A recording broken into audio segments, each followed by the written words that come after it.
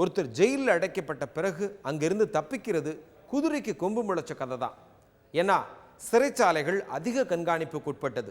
10 அடிக்கு ஒரு காவலர் இருப்பார், கண்காணிப்பு கேமராக்கள் இருக்கும், வலிமையான இரும்பு கதவுகள் இருக்கும், தாவி ஏற முடியாத அளவுக்கு மிக உயரமான சுவர்கள் இருக்கும். இதையெல்லாம் தாண்டி வெளியில போகணும்னு நினைச்சா மின்வேலிக்கும் துப்பாக்கிக்கும் பதில் சொல்லணும். இத்தனை பாதுகாப்பை மீறி ஒருத்தர் வெளியில வந்தா பரபரப்புக்கு பஞ்சமே இருக்காது. சமீபத்தில் பெங்களூர்ல அப்படி ஒரு பரபரப்பு நடந்துச்சு. ஒரு வழியாக பிடிபட்டு விட்டார் சைக்கோ ஜெயசங்கர்.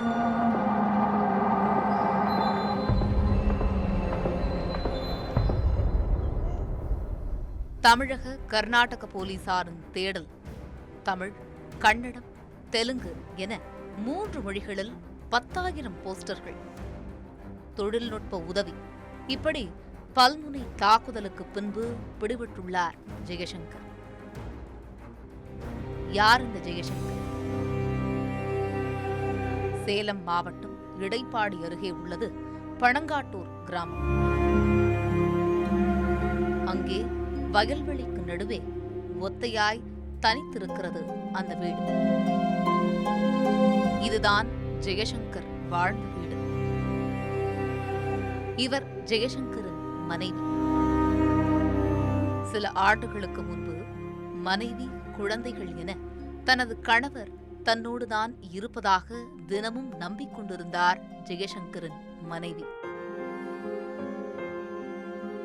2009 நடந்த ஒரு சம்பவம் ஜெயசங்கரை ஜெயிலுக்கு அனுப்பியது மட்டுமின்றி அவனது குடும்பத்தை இப்படி கண்ணீருடன் தவிக்க வைத்துவிட்டது.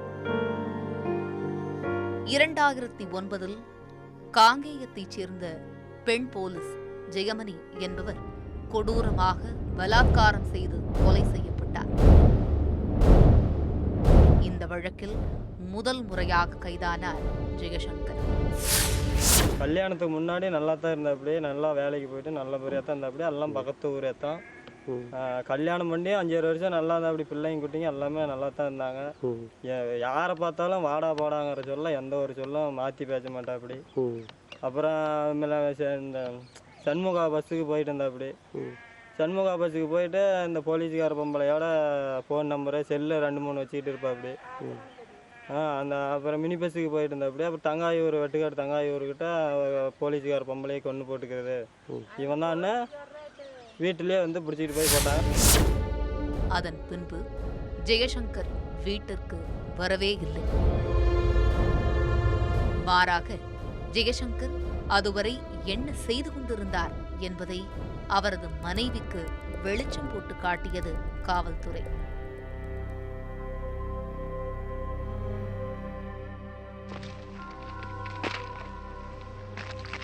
தனியாக இருக்கும் பெண்கள்தான் ஜெயசங்கரின் இலக்கு என்கிறார்கள் காவல்துறையினர்.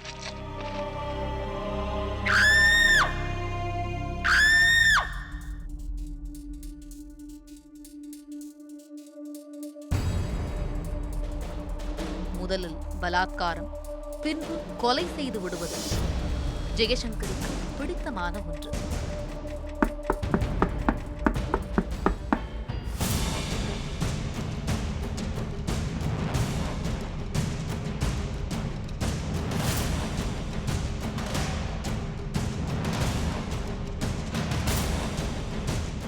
எட்டு பலாத்கார வழக்குகள், 3 கொலை வழக்குகள், 21 வழிப்பறி கொலை முயற்சி வழக்குகள் என்று 30 வழக்குகளில் அடுக்கடுக்காக சிக்கினார் ஜெயசங்கர்.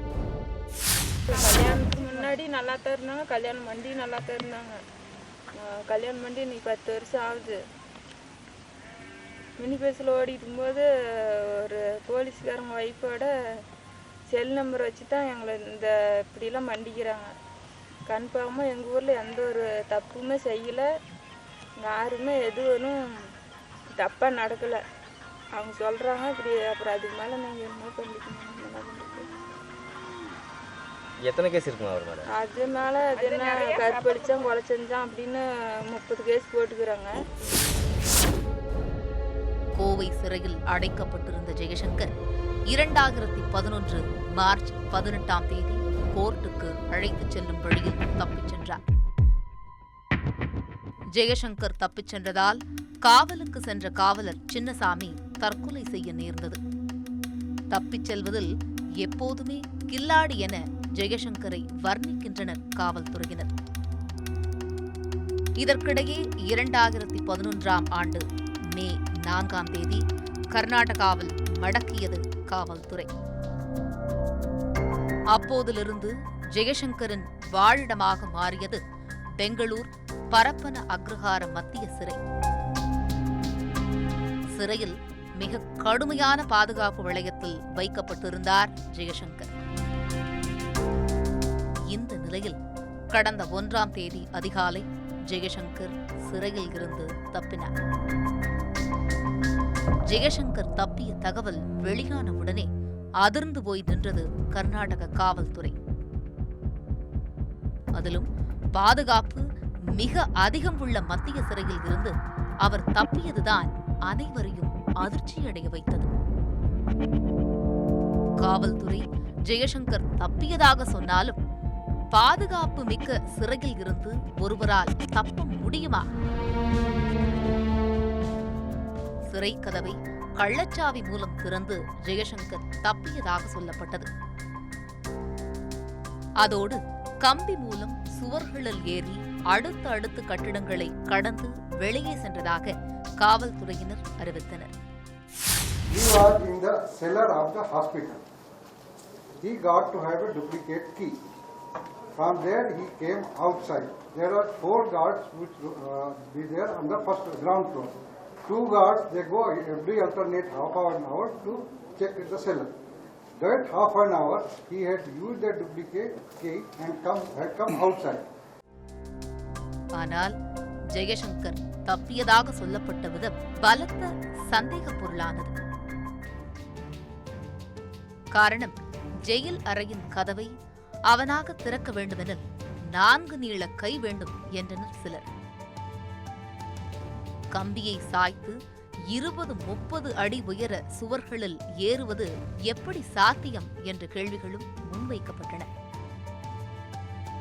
அதாவது ஜெயில் அதிகாரிகள் உடந்தை இல்லாமல் ஜெயசங்கர் தப்ப வாய்ப்பே இல்லை என்றனர் அந்த துறையில் பணியாற்றியவர்கள். பாலியல் குற்றங்களில் ஈடுபட்ட ஜெயசங்கர் பெங்களூர் சிறையிலேருந்து தப்பித்து அப்புறம் மீண்டும் அவன் பிடிக்கப்பட்டான். ஸோ எப்படி தப்பிச்சாங்கிறத பற்றி நிறைய அனுமானங்கள் இருக்குது. அந்த சிறைக்கதவு பூட்டியிருந்த சிறைக்கதவை எப்படி வெளியிலேருந்து அந்த கதவுக்கு அவன் உள்ளிருந்து கையை விட்டு எப்படி திறக்க முடியும் என்பது ஒரு புரியாத புதிராக இருக்கிறது. ஏன்னா யூஸ்வலாக அந்த லாக்குன்றது கதவுக்கு ஒரு கிட்டத்தட்ட ஒரு 2-3 அடி தள்ளி தான் அது இருக்கும். அதனால் உள்ளே இருந்து நம்ம கையை விட்டு அதை செய்ய முடியாது. ஒன்று, அந்த கதவு சாதாரணமாக தாழ்பால் போட்டப்பட்டிருக்கும். அது பூட்டாமல் சாதாரணமாக இவன் உள்ளே தானே இருக்கிறான், அந்த மருத்துவமனையில் தானே சிகிச்சை பெற்று கொண்டு இருக்கிறான், அதனால் தப்பிக்கிறதுக்கு வாய்ப்பு இருக்காது அப்படிங்கிற ஒரு இதில் அவங்க சாதாரணமாக பூட்டியிருக்கலாம். மற்றபடி சாதாரணமாக அதை நம்ம வெளியில் கையை விட்டு அதை திறந்து வெளியில் வர்றதுங்கிறது ரொம்ப கஷ்டம். அதனால் யாரோடைய உதவி இருக்கலாம், இல்லாட்டா அந்த கதவை பூட்டப்படாமல் இருக்கலாம். போலீசார் ஜெயசங்கருடன் நன்கு பழகியிருந்ததாகவும் காவல் சீருடையில் வெளியே சென்ற ஜெயசங்கர் திரும்பி வராததால் அவன் தப்பியதாக கதை கட்டப்பட்டதாகவும் பத்திரிகை கூறும் செய்திகள் வெளியானது. ஜெயசங்கர் தப்பிய விதம் ஒருபுறம் விவாதமாக மாறிய நிலையில் அவனை பிடிக்க தீவிரம் காட்டியது காவல்துறை. 4 தனிப்படைகள் உடனடியாக அமைக்கப்பட்டன. His previous history, his contacts, etc. And also we had analyzed his psychology, his previous behavior, his conduct. We had taken some tips from his jail staff also, because they had seen him for last 2 years. We had taken how he behaves, what are his habits, etc. Based on that, our officers, with their experience in the investigation and dealing with such criminals, analyzed the whole issue and we shortlisted some of the points. காவல்துறையினர் ஜெயசங்கரின் சொந்த ஊரான பனங்காட்டூருக்கு சென்றது. 1ஆம் தேதி வந்தாங்க. அந்த cell கொடுனா நான் cell வச்சுட்டுலாம் நான் ஃபோன் பேசுகிற அளவுக்குலாம் என்கிட்ட இது கிடையாது. நான் வந்து செல்லும் இல்லை ஒன்றும் இல்லைன்னா அப்புறம் வந்து எது மிரட்டினாங்க பேசினாங்க. அப்புறம் இப்போ தான் தப்பிச்சு போயிட்டான் அப்படின்னு சொல்கிறாங்க. அன்றைக்கி நைட்டு 7 மணிக்கு செய்தி பார்த்தேன். என்ன பண்ணிக்கிறாங்களோ தெரியல. நாம் என்னத்துக்கு வந்தோம். போலீஸ் வந்து என்ன அங்கே வந்தாங்களா அப்படின்னு சொன்னாங்க, கேட்டாங்க. இல்லைங்க, இங்கே வந்தால் நாங்களே கொண்டாந்து ஒப்படைக்கிறோம், இதெல்லாம் வரலீங்க அப்படின்னு. ஜெயசங்கரை பிடித்து கொடுத்தால் 5 லட்சம் ரூபாய் பரிசு என்ற அறிவிப்பை வெளியிட்டது கர்நாடக காவல்துறை. ஜெய்சங்கர் ஜெயிலில் இருந்து தப்பினாரா இல்ல தப்ப வைக்கப்பட்டாரா அப்படிங்கிற விவாதம் இருக்கிறப்போ ஒரு குடிசைக்குள்ள பதுங்கி இருந்ததா சொல்லி காவல்துறை ஜெய்சங்கரை மீண்டும் கைது பண்ணியிருக்கு. உண்மையிலேயே ஜெய்சங்கர் தப்பிச்சு போனது எப்படி? காத்திருங்கள், ஒரு சிறிய இடைவெளிக்கு பிறகு.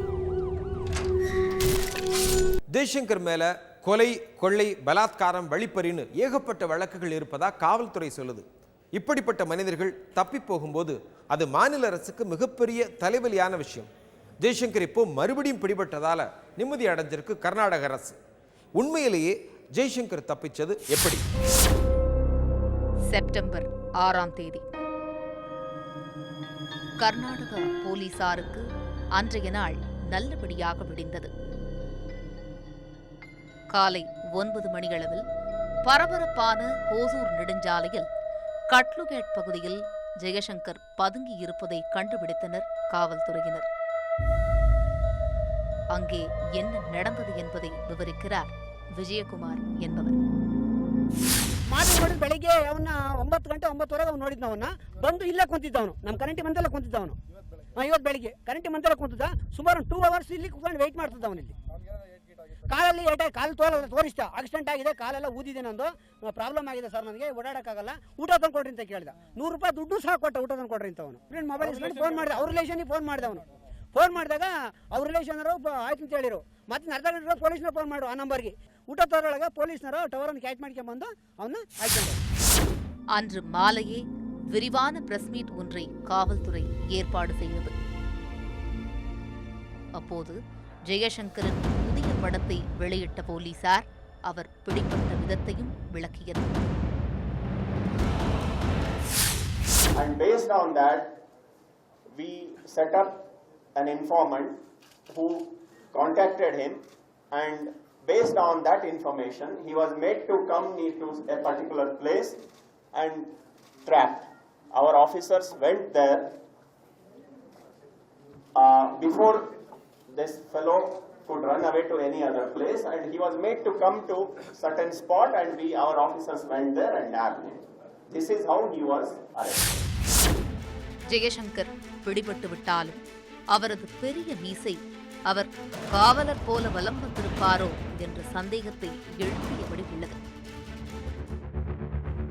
அதே நேரம் ஒருவர் தப்ப வேண்டும் என நினைத்தால் அவரால் எதுவும் முடியும் என்ற கருத்தை முன்வைக்கிறார் டிஜிபி நட்ராஜ். முதல்கட்ட விசாரணையில் என்ன தெரிய வருதுன்னா, இவன் ஒரு துணியை அந்த கண்ணாடி துண்டுகள் மேலே போட்டு அப்படியே அவன் அந்த கண்ணாடி துண்டுகள் அவன் மேலே அவ்வளவாக ஒரு காயம் ஏற்படாதவாறு அவன் தப்பித்தான் என்று முதல்கட்ட விசாரணையில் தெரிய வருகிறது. இதில் இவ்வளோ ஹைட்டில் ஏற முடியுமா அப்படின்னா, ஒரு டிட்டர்மெண்ட் கிரிமினல் எப்படியாவது தப்பித்து விட வேண்டும் என்று இவன் கிட்டத்தட்ட 6 மாதமாக பிளான் பண்ணினேன்னு சொல்கிறான், திட்டமிட்டு இருக்கிறேன் என்று சொல்கிறான் அவன். அதனால் அது மாதிரி இருக்கிறவன் இதெல்லாம் நிச்சயமாக அதை வைத்து தான் அவன் போயிருக்கணும். அது இந்த மாதிரி இது வெயிட் ஜாஸ்தி இருக்காது, இவனோட எடை இந்த கிரிமினலோட எடையும் அவ்வளோ அதிகமாக இருந்திருக்காது. அதனால தான் அவன் சுலபமாக அதில் மேலே ஏற முடிகிறது. தப்பிக்கக்கூடும் ஒரு இடத்துலேருந்துங்கிறதுக்கு தான் இந்த மாதிரியான தடுப்பு நடவடிக்கைகள், சுவர்கள் எல்லாம் வைக்கப்பட்டிருக்கிறது. அதையும் மீறி அவன் அதை பண்ணியிருக்கிறான்னா அது அவனுடைய லாபகத்தை தான் காண்பிக்கிறது. இந்த மாதிரியாக தப்பித்த குற்றவாளிகள் வேறு ஏதாவது குற்றங்களில் ஈடுபடுவார்கள், அப்புறம் காணாமல் போய் விடுவார்கள். அதை கண்டுபிடிப்பதே கஷ்டமாக இருக்கும். ஆனால் இந்த விதத்தில் இந்த ஒரு இதில் உடனடியாக அவனை கண்டுபிடித்து விட்டார்கள். அதற்கு பெங்களூர் போலீஸை நம்ம பாராட்டணும். ஜெயில்களில் தொடர் கண்காணிப்பு ஒன்றே இதுபோன்ற சம்பவங்களுக்கு தீர்வாக அமையும் என்கிறார் டிஜிபி நட்ராஜ். பெங்களூர் சிறை மட்டும் இல்லை, மற்ற சிறைகள்லேயும் பாதுகாப்பு நடவடிக்கை மிக மிக முக்கியம். இப்போ நம்ம என்ன நினைக்கிறோம், ஒன்றும் நடக்காது, எவ்வளோ எல்லாம் பாதுகாப்பாக இருக்குது அப்படின்னு நினைத்து கொண்டு இருக்கும்பொழுது தான் இந்த அசாதாரணமான ஒரு நிலையில்தான் இம்மாதிரியான ஒரு குற்றங்கள் தவறுகள் நடைபெறுகின்றன. அதை மனதில் வைத்துக்கொண்டு எப்படி இன்னும் நம்ம வந்து அந்த பாதுகாப்பினை அதிகப்படுத்தலாம் என்பதை அது கவனிக்க வேண்டிய பொறுப்பு சிறைத்துறை அதிகாரிகளுக்கு உண்டு. அதனால தான் வந்து காவல்துறையோடு இணைந்து அவர்கள் வந்து ஒரு மாதத்துக்கு ஒரு முறையோ 2 முறையோ சர்ப்ரைஸ் செக் அப்படின்னு சொல்லிட்டு எல்லா இடங்களையும் பார்ப்பாங்க. இவங்களே சிறைச்சாலையில் இருக்கக்கூடிய காவல் அதிகாரிகளே அவங்களே கூட சர்ப்ரைஸ் செக்னு சொல்லிட்டு எல்லா இடங்கள்லையும் எல்லாம் அங்கே தான் இருக்கிறாங்களா, வேறு ஏதாவது நடவடிக்கை இருக்கிறதா என்பதை பார்ப்பதற்கு அவர்கள் வருகிறார்கள். அதனால் திடீர் சோதனை என்பது மிக மிக முக்கியம். திடீர் சோதனை அடிக்கடி செய்யணும். ஜெயசங்கர் பிடிபட்டு விட்டதை பனங்காட்டூரில் உள்ள அவரது மனைவிக்கு நமது செய்தியாளர் அறிவித்தார். இதோ விரக்தியில் அவர் சொன்ன வார்த்தைகள். எங்கள் ஊரில் எந்த தப்புமே செய்யாத இப்படி நல்லவங்களாம் இருந்துட்டு எப்படி அடுத்த ஊரில் மட்டும் போய் ஒரு பொம்பளை இல்லாத கெடுத்து கொலை செய்யணும், என்ன அவனுக்கு என்ன வந்துருச்சு அப்படி? இப்போ எங்கள் வீட்டில் நாங்கள் எல்லாம் பொம்பளைங்க எங்களுக்குலாம் அங்கே தெரியாது. நான் அப்படிலாம் இருந்தால் கல்யாணம் பண்ணிக்குமா? இப்போ எதோ ஒரு மனநலம் பாதிக்கப்பட்டிருக்கு அதெல்லாம் எதுவுமே இல்லை. போலீஸ்காரெல்லாம் நஞ்சத்தை வாங்கிட்டு எங்களுக்கு சித்திரவாக்கியில் விடுறாங்க. இப்படி கூட்டிகிட்டு போகணும்னா பிடிச்சி கேஸுனால வச்சுருக்கும்போது தான் நஞ்சம் கேட்டாங்க. வந்து 50,000 20,000 கொடுத்தா விட்றேன், 50,000 கொடுத்தா விட்றேன்னு அப்போ சொன்னாங்க. எங்களால் கைக்கு பற்றாமல் கொடுக்க முடியல, அதனால் இப்படி பண்ணாங்க. இப்போ என்னன்னு சொல்கிறாங்க, உனக்கு 10 லட்சம் பணம் வாங்கி தரேன், நீ ஓகே சொல்லு, நாளைக்கே கொண்டாந்து பாடி போட்டு பாரு, நீ 10 லட்சம் பணம் வாங்கிக்கின்னு சொல்கிறாங்க. இப்போ போலீஸுக்காரர் சொல்கிறாங்க, எனக்கு பணம் தான் பெருசா, எனக்கு பிரச்சனை தான் பெருசு, எனக்கு பணம் பெருசு இல்லை, என்ன சேர்ந்தாலும் பெருசு வீடு வந்து சேர்ந்தால் போதும். இப்படிலாம் நஞ்சத்தை வாங்கிட்டு இப்படியே பண்ணுறாங்க. பின்னமும் என்ன இப்படி சொன்னால் நாங்கள் எப்படிங்க இந்த குழந்தைங்களை காப்பாற்றி நான் என்ன அந்த 10 லட்சம் வந்து என்ன பண்ணுறோம்? இத்தனை நாள் இன்றைக்கி 4-5 வருஷமாக அந்த குழந்தைங்க எவ்வளோ சின்ன சிரிச்சில் அது ஃபஸ்ட்டு போகல ஒரு 1.5 வருஷத்து குழந்தை தான். ஃபஸ்ட்டு முன்ன பிடிச்சிட்டு போகும்போது 6 மாதத்து குழந்தை தான். அப்படியே இன்னைக்கு 6-7 பெருச்சிக்கு 10 வருஷம் ஆகுது, எல்லாம் 7-8 வருஷம் ஆகுது. இன்னைக்கு எப்படியோ ஒன்று கஷ்டப்பட்டு வளர்த்திக்கிட்டேன், இதுக்கு மேலே நம்ம எப்படியோ ஒன்று ஆகுது. ஐயா இப்படி சொல்கிறாங்க, பணம் 10 லட்சம் வாங்கிக்க, நாளைக்கே பாடி வீட்டுக்கு வந்துடும் அப்படின்னு சொல்கிறாங்க. இது சொல்வதெல்லாம் சட்டம் பகுதி.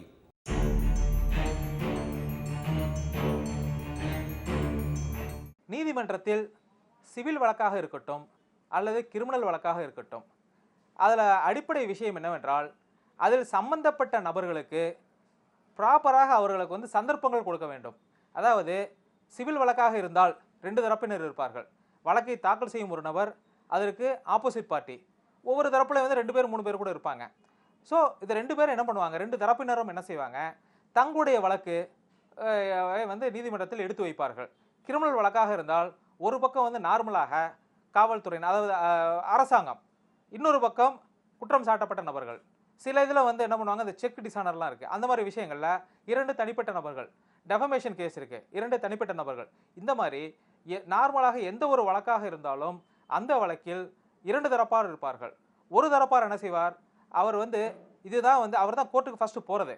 போய் என்ன பண்ணுவாங்க, இது என்னுடைய வழக்கு, இது என்னுடைய குறை, நீங்கள் வந்து எதிர்பார்த்து இந்த மாதிரி தவறு செய்திருக்கிறார், எதிர்பார்த்து என்னுடைய உரிமையை இந்த மாதிரி மீறுகிறார், இதெல்லாம் என்னுடைய ஆதாரங்கள், இதெல்லாம் எனக்கு சாதகமாக உள்ள சட்டம், அதனால் எனக்கு இந்த மாதிரி பரிகாரம் நீங்கள் கொடுக்க வேண்டும் அப்படின்னு சொல்லி கேட்டு அவர் வந்து வழக்கை தாக்கல் செய்வார்.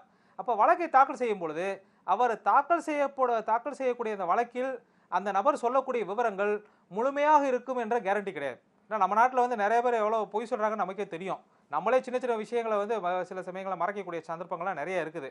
ஆனால் நீதிமன்றம் என்ன செய்யும், இவர் சொல்லக்கூடிய விஷயங்கள் முழுமையாக இருக்கிறதா, இவர் சொல்லக்கூடிய விஷயங்கள் சரியாக இருக்கிறதா, ஏதாவது தவறுகள் இருக்கிறதா, அல்லது இது இல்லாமல் வேறு ஏதாவது சம்மந்தப்பட்டு இருக்கிறதா என்பதை நீதிமன்றம் தெரிந்து கொள்வதற்காக என்ன செய்வாங்க, ஆப்போசிட் பார்ட்டி இதில் யாருக்கு இந்த விஷயங்களில் யாருக்கெல்லாம் பாதிப்பு ஏற்படும், அதாவது இப்போ அந்த வாதி அல்லது மனுதாரர் கோரியவாறு பரிகாரம் கொடுத்தால் யார் யாருடைய உரிமைகள் எல்லாம் பாதிக்கப்படலாம், யார் யாருக்கெல்லாம் எதிராக அது செல்லலாம் அப்படிங்கிற மாதிரி அதை புரிந்து கொண்டு அந்த நபர்களுக்கு அது வந்து நோட்டீஸ் கொடுக்கும். நோட்டீஸ் அனுப்பிச்சிட்ட பின்னால அந்த நபர் நீதிமன்றத்தில் ஆஜராகி என்ன செய்வார், தன்னுடைய வழக்கை தாக்கல் செய்வதற்கு, அதாவது தன்னுடைய கட்சியை நீதிமன்றத்தில் சொல்லுவதற்கு உடனடியாக அவரால் முடியாது. ஆதலால் நீதிமன்றம் என்ன செய்யும், அவருக்கு ஒரு ஆப்பர்ச்சுனிட்டி கொடுக்கும்.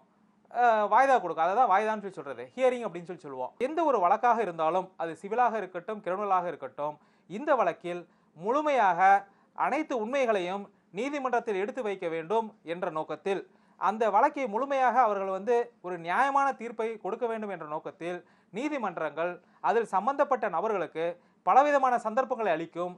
இதை தான் நம்ம வாய்தா அப்படின்னு சொல்லி சொல்றோம்.